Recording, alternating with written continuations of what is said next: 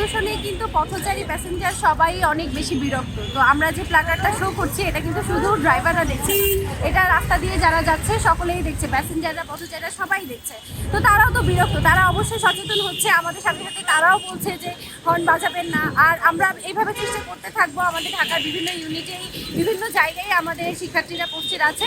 আমরা প্রত্যেকটা জায়গায় সবাইকে আস্তে আস্তে সচেতন করতে থাকবো। আশা রাখছি অবশ্যই ঢাকার শব্দ দূষণ মুক্ত হবে।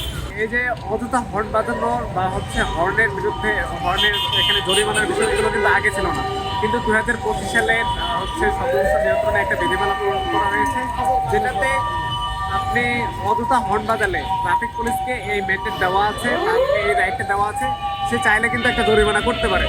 এখন যারা অযথা হর্ন বাজায়, আমরা বারবার তাদেরকে সচেতন করার চেষ্টা করতেছি, এরপরও যদি না হয় তাহলে অবশ্যই তাকে জরিমানা আওতায় নিয়ে আসতে হবে এবং এই শাস্তিটা প্রথম পর্যায়ে নিয়ে যেতে হবে, যাতে করে যতক্ষণ পর্যন্ত না তার দৃশ্যমান শাস্তি হবে ততক্ষণ সে শুনবে না। জনসচেতনতা যদি আমরা সৃষ্টি করতে পারি তাহলে তারা হয়তো বা কথা শুনবে আমার।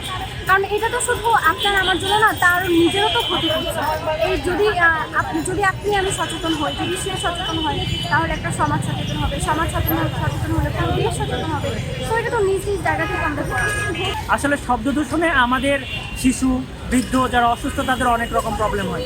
এই যে 31st নাইটে আমরা যেসব আতশবাজি সাউন্ডগুলো সাউন্ড পলিউশন যে করি, এটাতে যেটা হয় আর কি, দেখা গেছে যে অনেক পশু পাখি মারা যাচ্ছে, অনেক বাচ্চা ঘুমের মধ্যে আটকে উঠতেছে, অনেক রোগীর সমস্যা হচ্ছে। যাদের হার্টের রোগী তাদের তো আরও সমস্যা, হার্ট অ্যাটাকের রোগীদের স্বাস্থ্য ঝুঁকি আরও বেড়ে যায়।